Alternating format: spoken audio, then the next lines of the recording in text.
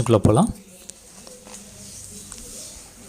So இது வந்து என்னுடைய 44 ரிமோட் மிஷின். 45 2 ரிமோட் மிஷின் வச்சுருக்கேன். ஒன்று வந்து 44 வந்துட்டு Windows 7, 45 Windows 10 நான் வந்து ஆல்ரெடி வந்து MySQLDBA வந்து நான் இன்ஸ்டால் பண்ணியிருக்கேன். ஸோ 44 மிஷின் இது வந்து Windows 7 மிஷினில் வந்து நான் காப்பி பண்ணி பேஸ்ட் பண்ணிக்கிறேன்.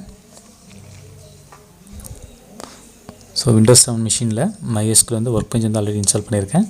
ஸோ அதில் வந்து எப்படி டேட்டா வந்து இம்போர்ட் பண்ணலான்றது இப்போ பார்க்கலாம்.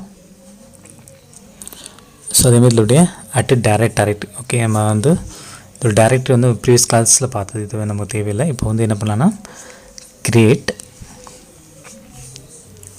டேட்டாபேஸ் அந்த கோலன் கொடுத்துட்டு ரன் பட்டன் ப்ரெஸ் பண்ணிக்கலாம்.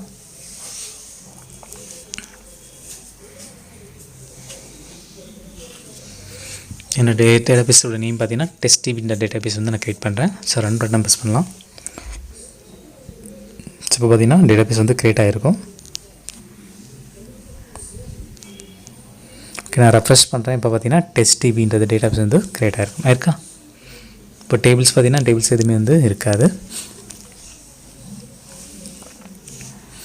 இப்போது இந்த கொரி வந்து டேபிளோட கொரி மட்டும் நான் காப்பி பண்ணி இல்லை பேஸ்ட் பண்ணுறேன்.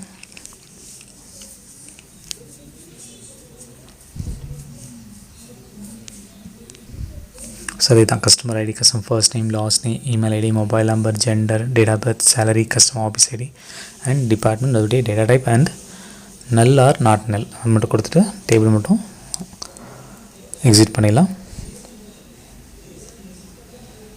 ஸோ நான் ரெஃப்ரெஷ் பண்ணுறேன். இப்போ வந்து எதுவுமே இல்லை. ஸோ இப்போ நான் செலக்ட் பண்ணிவிட்டு ரன் பண்ணுறேன் கொரியை. ஸோ எக்ஸிட் பண்ணக்கப்புறம் இப்போ பார்த்தீங்கன்னா TechIT டேட்டாபேஸ் வந்து நான் ரெஃப்ரெஷ் பண்ணுறேன். ரெஃப்ரெஷ் பண்ணிவிட்டு இப்போ டேபிளில் பார்த்தோம் அப்படின்னா இதோடைய காலம்ஸ்லாம் வந்து அதில் வந்து வியூ பண்ணி பார்த்துக்கலாம். ஸோ நம்ம வந்து டைரெக்டாக டேபிள் கொரி ரன் பண்ணோம் அப்படின்னா ஆட்டோமேட்டிக்காக ரன் ஆகாது. ஓகே, ஸோ வந்து எப்போயுமே யூஸ் TechIT போட்டு செலக்ட் பண்ணிவிட்டு கொடுத்துட்டு கொரி ரன் பண்ணுங்கள். அப்போ தான் வந்துட்டு அந்த ஸ்கீமா டேட்டாபேஸ் அதில் டிபெண்ட் பண்ணி தான் வந்து நம்ம டேபிள் வந்து இன்செர்ட் ஆகும். ஓகே, ஸோ இப்போ பார்த்திங்கன்னா டேபிள் வந்து க்ரியேட் ஆகிடுச்சு. இப்போ கஸ்டமர் டேபிள் வந்து க்ரியேட் பண்ணியிருக்கோம். ஒரு காலம்ஸ்லாம் பார்த்திங்கன்னா எல்லாமே வந்திருக்கா. ஓகே, நெக்ஸ்ட்டு வந்துட்டு select start from customer. So ஒரு வாட்டி நம்ம வந்து கொரி போட்டு ரன் பண்ணி பார்த்துக்கலாம். டேட்டாஸ் எதாக இருக்கான ஒரு வாட்டி வந்து வெரிஃபை பண்ணி பார்த்துக்கலாம். ஓகே, ஸோ வந்து நம்ம வெறும் டேபிள் மட்டும் தான் இன்செர்ட் பண்ணியிருக்கோம், டேட்டா வந்து இன்செர்ட் பண்ணல. ஓகே, கொடுத்துட்டு நான் எக்ஸிட் பண்ணுறேன். ஸோ இதில் பார்த்திங்கன்னா எந்த டேட்டாஸும் இல்லை. ஓகே, இப்போது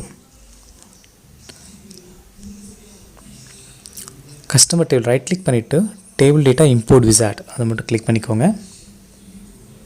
இதில் ப்ரௌஸ் பட்டன் கிளிக் பண்ணிக்கோங்க. ஸோ இதில் என்ன டைப் எடுக்க போகிறோம் அப்படின்னா ஃபைலையும் பார்த்தீங்கன்னா டெஸ்க்டாப்பில் வச்சுருக்கேன். டெஸ்க்டாப்பில் JSON ஃபைல். ஓகே, அதை மட்டும் செலக்ட் பண்ணிட்டு JSON ஃபைல் மட்டும் கிளிக் பண்ணிவிட்டு ஓகே கொடுத்துருங்க. நெக்ஸ்ட் பட்டன் ப்ரெஸ் பண்ணிக்கோங்க. இதில் முக்கியமானது என்ன அப்படின்னா என்ன டேட்டாபேஸ் என்ன டேபிள் நேம் அது மட்டும் கரெக்டாக செக் பண்ணிக்கோங்க. நெக்ஸ்ட் பட்டன் ப்ரெஸ் பண்ணிக்கலாம். இதில் சோர்ஸ் காலம் அண்ட் டெஸ்டினேஷன் காலம். சோர்ஸ் காலம் வந்து நம்மளுடைய JSON ஃபைல், டெஸ்டினேஷன் காலம் வந்து நம்ம MySQL டேட்டாபேஸோடைய டேபிள். என்ன டேபிள்னால் கஸ்டமர் டேபிள். ஸோ ரெண்டுமே கரெக்டாக செக் பண்ணிக்கோங்க. செக் பண்ணிவிட்டு நெக்ஸ்ட் கொடுத்துருங்க. அகைன் நான் நெக்ஸ்ட் கொடுக்குறேன். இப்போ பார்த்தீங்கன்னா டேட்டா வந்து இம்போர்ட் ஆகும். இம்போர்ட் டேட்டா வந்துட்டு நம்ம டேபிளில் வந்து இன்செர்ட் ஆகிருக்கும். நெக்ஸ்ட் பட்டன் கொடுத்து நான் ப்ரெஸ் பண்ணுறேன். இப்போ பார்த்திங்க அப்படின்னா 20 ரெக்கார்ட்ஸ் வந்து இம்போர்ட் ஆகிருக்கும். இப்போ நான் ஃபினிஷ் கொடுத்துறேன். இப்போது செலக்ட் ஸ்டார்ட் ஃப்ரம் கஸ்டமர் வந்து கொரியை நான் ரன் பண்ணுறேன். ஸோ இப்போ பார்த்தீங்கன்னா எனக்கு 20 ரெக்கார்ட்ஸ் வந்து இதில் வந்து இன்செர்ட் ஆகிருக்கா. Okay, super. இவ்வளோதான், சிம்பிள். தேங்க்ஸ் ஃபார் வாட்சிங்.